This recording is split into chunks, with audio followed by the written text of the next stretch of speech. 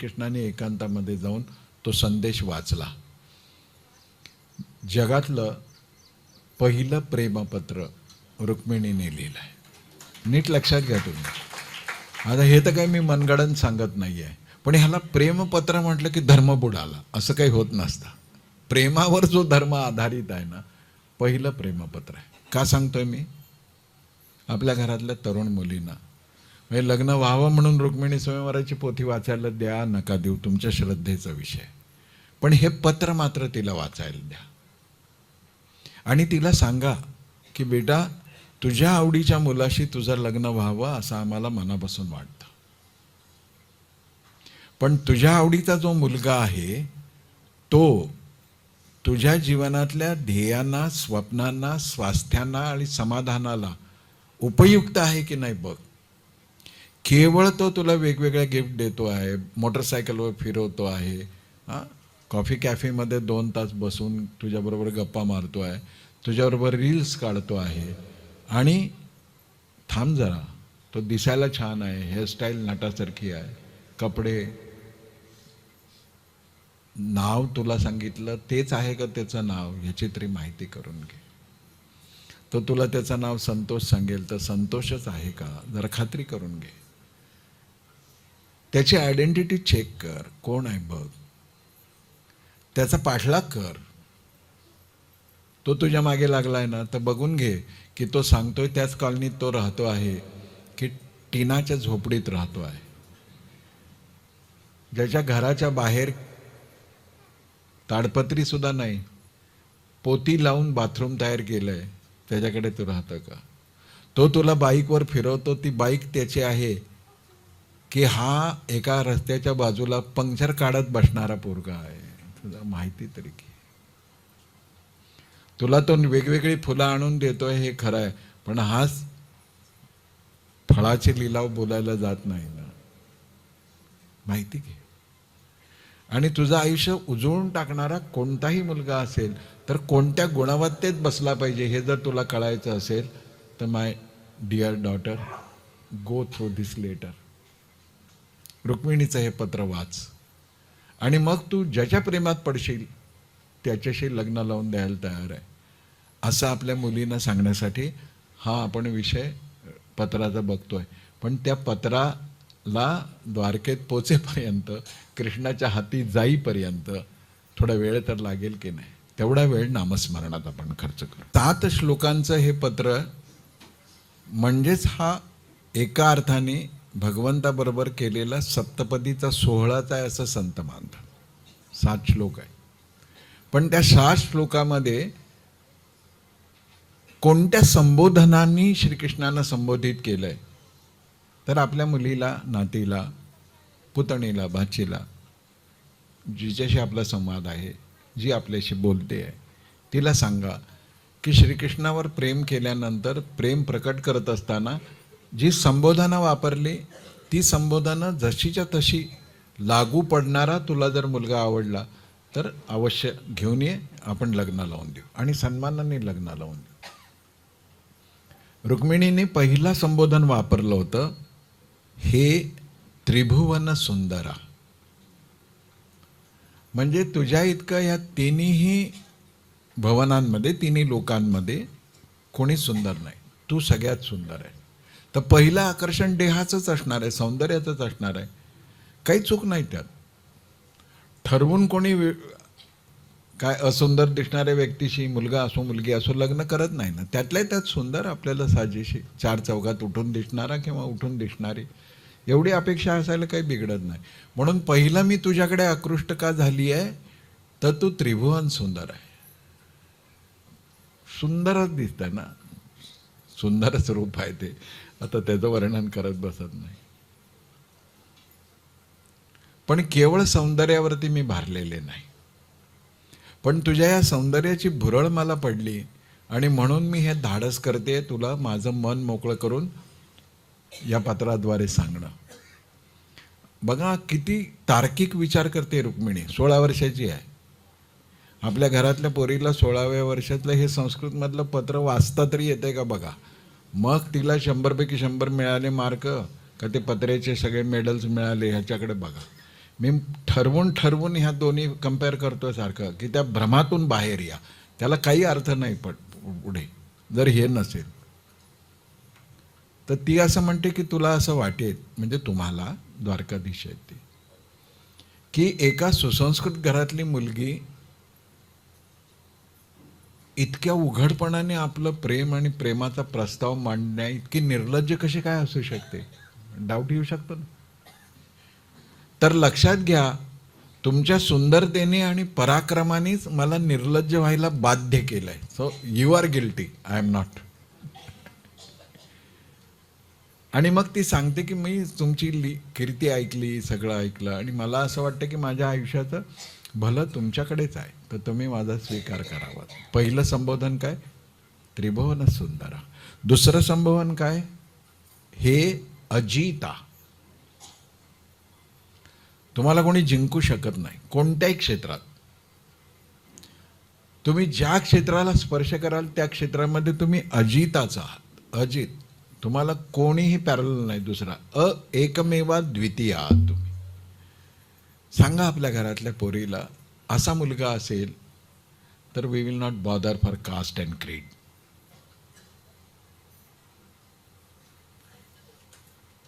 आहे का तसा तो? हमारे खानदान के इज्जत का सवाल वगैरे असलं करून ती लग्न मोडून तोडून काढता येत नाही. मग बळजबरीने तिला खोलीत डांबायचं, मग लांब कोकणातल्या मामाकडे नेऊन ठेव, विदर्भातल्या काकाकडे नेऊन ठेव, असलं काही करू नये.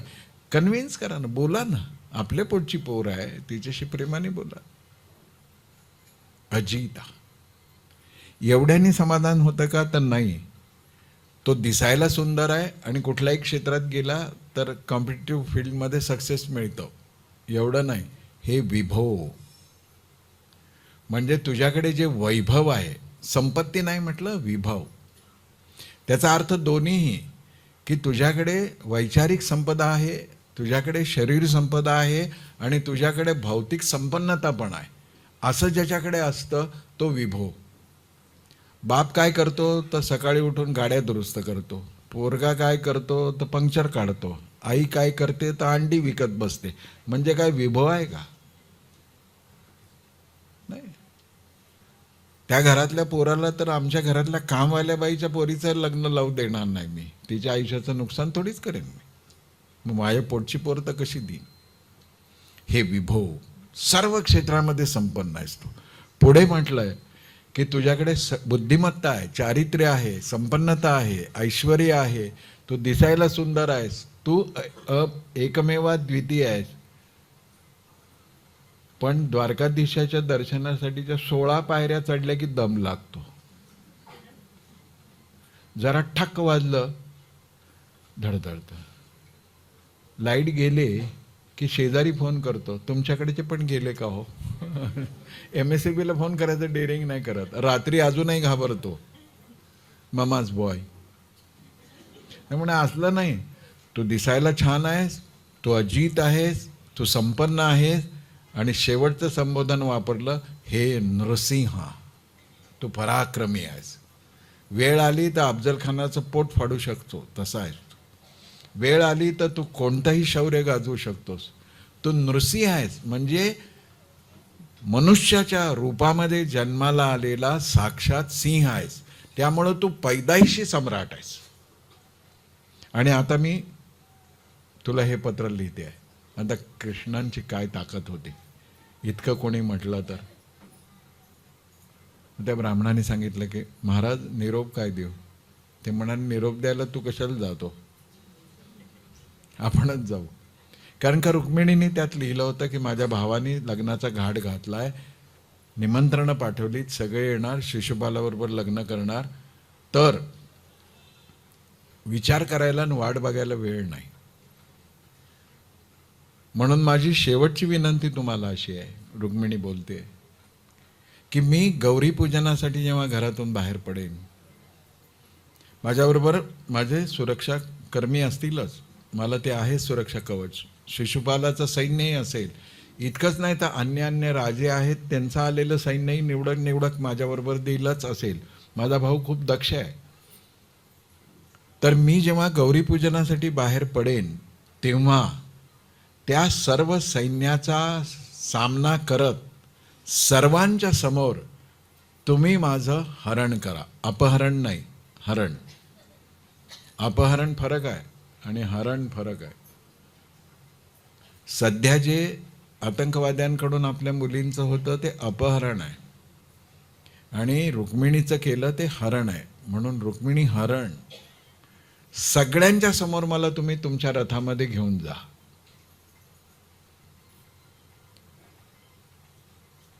मी स्टेशनवर इंजिन बसल्या डब्यात बसते, तुम्ही गार्डाजवळच्या डब्यात बसा. मग मोडणीमला गेल्यानंतर मी उतरते, मग तुम्ही उतरा. मग मी आधी पंढरपूरला माझ्या मावशीच्या घरी जाईन, मग तुम्ही तुमच्या मावशाच्या घरी जा. असलं का आहे ना, सगळ्यांच्या समोर. जर पराक्रमी आहे, खरं प्रेम आहे, सगळ्यांच्या समोर. श्रीकृष्णाने ते सगळं ऐकलं. ब्राह्मणाला सांगितलं की चला. लक्षात घ्या, द्वारका कुठे आहे, कौंडिण्यपूर कुठे आहे. कौंडिण्यपूर अमरावती जवळ आहे, विदर्भात. हे विदर्भ कन्या भीष्मकाची मुलगी आहे रुक्मिणी. हे द्वारकेला आहे, गुजरातमध्ये, तेही एका टोकाला. संध्याकाळपर्यंत हे सगळं ठरलं, पत्रबित्र वाचलं, रात्री रथ सिद्ध केला आणि पहाट कौंडिण्यपूरला पोचले.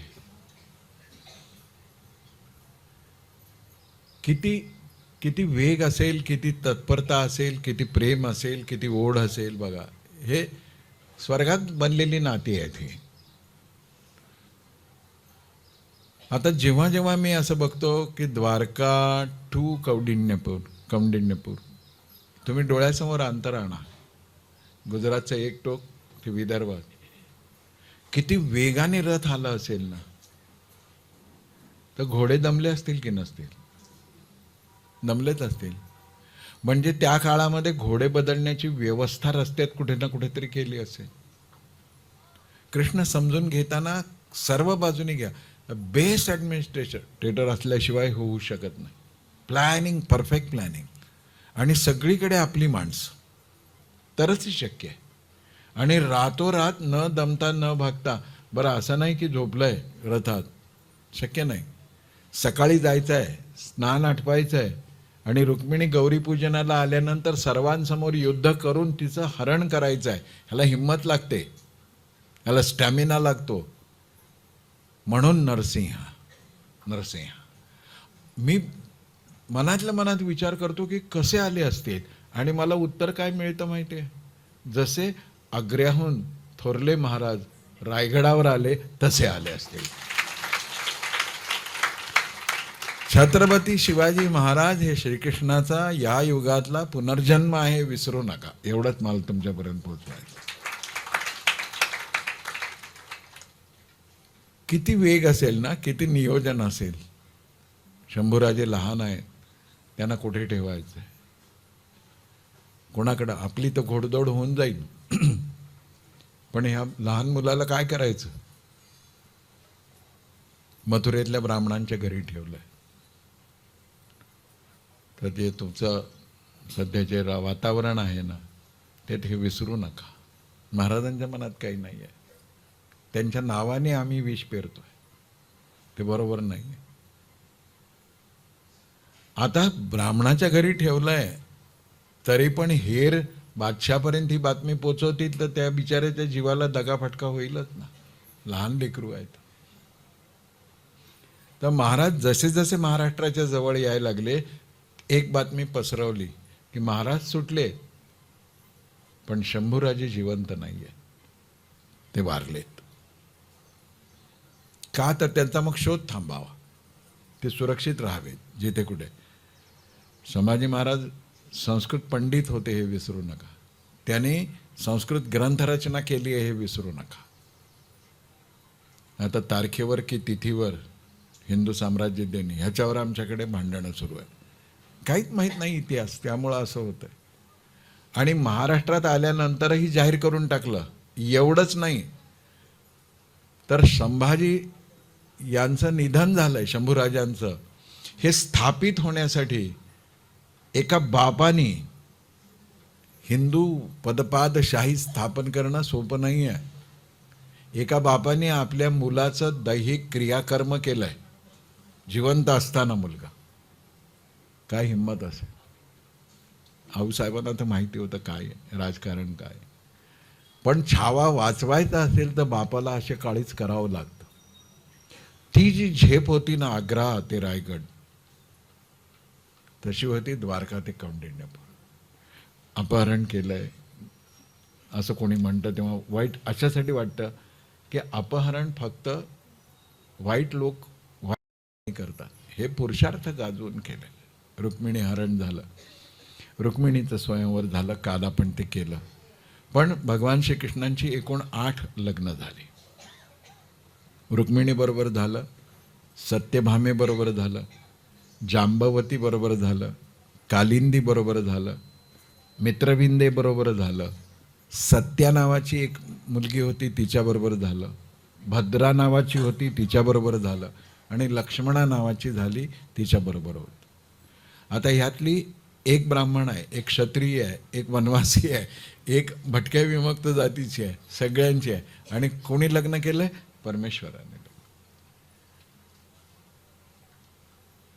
विराट सागर समाज अपना, हम सब इसके बिंदु है, संस्कृति अपनी एक पुरातन, खून रगों में हिंदू है. आम्ही सगळे एक आहोत, आम्ही सगळे एक आहोत. कोणाचं पूर्वी चुकलं असेल, कोणाचं आत्ता चुकत असेल, पूर्वी कोणी अन्याय केला असेल, आत्ता कोणी अन्याय करत असेल, आपल्या बाजूने द्वेष वाढेल असं काही नाही करायचं, सगळ्यांना जवळ घ्यायचं. आणि मग ह्या श्रीकृष्णाच्या विवाहावर तत्ववेत्याने आणि संतांनी सांगितलं की ह्या काय 8 स्त्रिया म्हणजे 8 स्त्रिया नका मानू, तुम्ही ह्या अष्टधा प्रकृती आहेत असं समजा. आणि या अष्टधा प्रकृतीचं या परमपुरुषाशी झालेलं ते लग्न आहे. द्वारकेमध्ये सगळं उत्तम चाललं आहे, तिकडे पांडवांचंही चाललेलं आहे उत्तम. पांडवांनी अश्वमेध यज्ञ करायचं ठरवलेलं आहे, आणि यज्ञ करण्यासाठी निष्कंटक व्हायला पाहिजे सगळे पृथ्वी, म्हणून श्रीकृष्णाने पांडवांना ज्यांना ज्यांना पराभूत करता येईल ते करा, तो अश्व पाठवलेला आहे.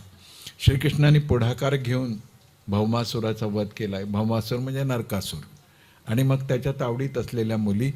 हा जो भौमासूर आहे तो आसाम आणि गुवाहाटी प्राग ज्योतिषपूर आहे तिथे होता, आणि त्यांनी ह्या सगळ्या मुलींना पकडून ठेवलं होतं, 16 सहस्त्र. तर काही जण असं म्हणतात की सीमावर्ती क्षेत्रामध्ये त्या मुलींना पकडून ठेवलं होतं, कारण का तो त्यांचं ट्रॅफिकिंग करायच्या विचारात होता वगैरे वगैरे. पण भागवतामध्ये आपल्याला तो विषय. भौमासुराचा, नरकासुराचा वध केला, भीमाकडून जरासंधाचा वध करवला, आणि जरासंधाचा वध झाल्यानंतर राज्य निष्कंटक झालं. दशम स्कंद श्रीकृष्णाच्या स्वधामी जाण्याने आणि पांडव कुळाच्या विनाशाने संपतो, ज्याची आपण पूर्वी चर्चा केलेली आहे. एकादश आणि द्वादश स्कंधामध्ये विशुद्ध तत्वज्ञान आहे. त्या तत्वज्ञानाचा विचार करत असताना काही गोष्टी आपल्या लक्षात घ्यायच्या आहेत की यातलं माझ्यासाठीचं मर्म काय आहे. त्या दृष्टीनं दत्तात्रय म्हणजे एक अवधूत, आणि ज्यांनी सर्व धर्मकार्यासाठी, देवकार्यासाठी जीवन तपस्वीपणाने घालवलं आहे, असा जो संवाद आहे त्या संवादाकडे आपल्याला थोडंसं बघायचं आहे. आणि मग पूर्णाहुतीची हवनाची प्रक्रिया आपण सुरू करणार आहोत. तुम्ही काय म्हणणार आहे? हां हां, दत्ताचं म्हणा. रात्रंदिवसा देवा तुमची मूर्ती ध्यानात, रात्रंदिवसा देवा तुमची मूर्ती ध्यानात, त्याचा लागेनांत, त्याचा लागेनांत.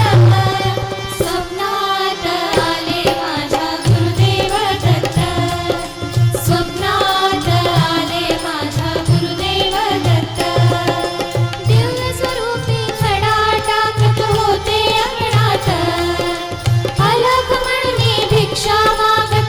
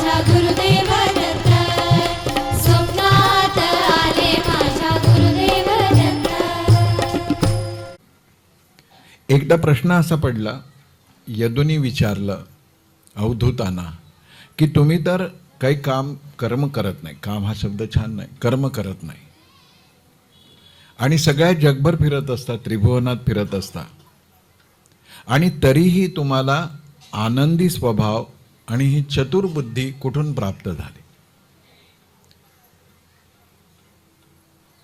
आता ह्या प्रश्नाचं उत्तर द्यायचं, मग ह्याचाच अर्थ तुम्हाला कोणाकोणाकडून काय काय मिळालं असं विचारतायत. अवधूतांनी सांगितलं की मी आपल्या बुद्धीनं पुष्कळ ग्रहण केलंय. पहिला गुरु कोण? आपली बुद्धी. मी माझ्या बुद्धीनं खूप ग्रहण केलंय, पण हे ग्रहण कुठून काय करायचं हे मला माझ्या बुद्धीने जरी सांगितलेलं असलं तरी ज्यांच्याकडून जे जे मी मिळवलेलं आहे त्यांच्याविषयीची कृतज्ञता माझ्याकडून आहे. मग मी त्या लोकांच्याकडून ज्ञान ग्रहण केलं.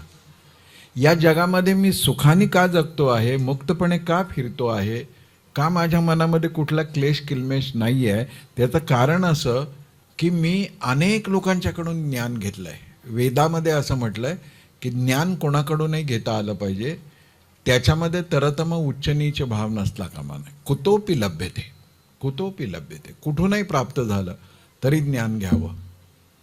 कारण का ज्ञाना इतकं पवित्र काही नाही, अमृतच आहे. ते ज्ञान आपल्याला जो कोणी देतोय तो त्या क्षणी आपला गुरु आहे. म्हणून नदीचं मूळ, ऋषीचं खूळ विचारत बसू नये, ज्ञान महत्वाचं आहे. तर अवधूत सांगतायत की पहिल्यांदा मी पंचमहाभूतांकडून काय काय शिकलो ते ऐका. तसं सोपं असल्यामुळे विवरणाची खूप गरज नाही, पण जिथे वाटेल तिथे आपण थोडंसं चर्चाही करू शकतो. पहिली गोष्ट मी पृथ्वीकडून काय घेतलं, तर ते म्हणाले की सहनशीलता मी पृथ्वीकडून घेतली. चांगले वाईट कसेही लोक राहतात, जे काही संकट येतात, वेगवेगळे ऋतू येतात, त्या सगळ्यांचा मारा म्हणा, ते सगळ्यांचं येणं जाणं मी सहन केलेलं आहे. सहनशीलता एवढा एकच गुण मी पृथ्वीकडून घेतला नाही, तर अचल राहणं हा ती फिरते आहे पण अचल आहे. तिने तिची कक्षा, तिचं फिरण्याची कक्षा ती सोडलेली नाही. आणि पृथ्वी तशी डगमगत नाही, भूकंप वगैरे सोडून द्या, पण पृथ्वी एका वेळी सगळी डोलायमान व्हायला लागली असं होत नाही. अचलता म्हणजे जे मी व्रत स्वीकारलंय त्याच्याशी अटल मी राहणार आहे. आणि हे अचल आपल्यासाठी काय, तर चांगल्या मार्गावर चालायचं मी ठरवलंय ना, आता कम वॉट मी त्या रस्त्यावर अचल राहणार. हा गुण पृथ्वीकडून घेतला. वायूकडून मी काय घेतलं? अनासक्ती.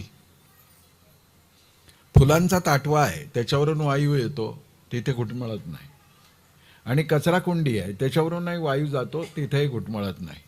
दुर्गंध असो की सुगंध असो, दोन्ही विषयी तो अनासक्त असल्यामुळं त्याचा लेप लागत नाही. आसक्तीने काय होतं तर चित्ताला लेप लागतो. अनासक्तीने काय होतं की आपण निर्लेप राहतो. हे बघा, माऊलीने ह्याच्यासाठी दृष्टांत दिलाय, तिन्ही ऋतू समान जैसे का गगन. तिन्ही ऋतूमध्ये आकाशातल्या ढगांचे रंग बदलतात, परिस्थिती बदलते, पण आकाशाचा रंग कधी बदलतो का? तिन्ही ऋतू समान जैसे का गगन. माऊली असं बोलतात, आकाशा न लगे लेपू जायचा. आकाशाला कशाचा लेप लागत नाही.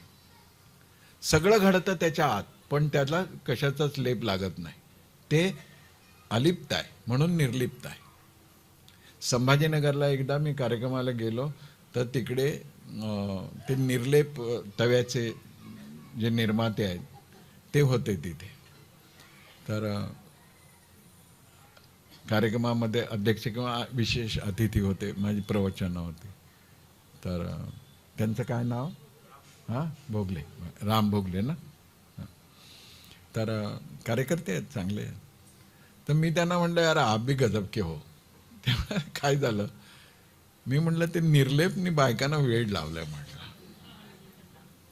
तर ह्याला निर्लेप का नाव दिलं म्हणे तुम्ही? तर ते काय म्हणाले, ह्याच्यावर एक विशेष पद्धतीचा लेप लावलेला असतो, म्हणून हे निर्लेप आहे. हा, मी म्हटलं असं कसं काय असू शकतं भोगले साहेब? लेप ह्याचा अर्थ लेप आहे ना, मग तुम्ही निर्लेप कसं म्हणता?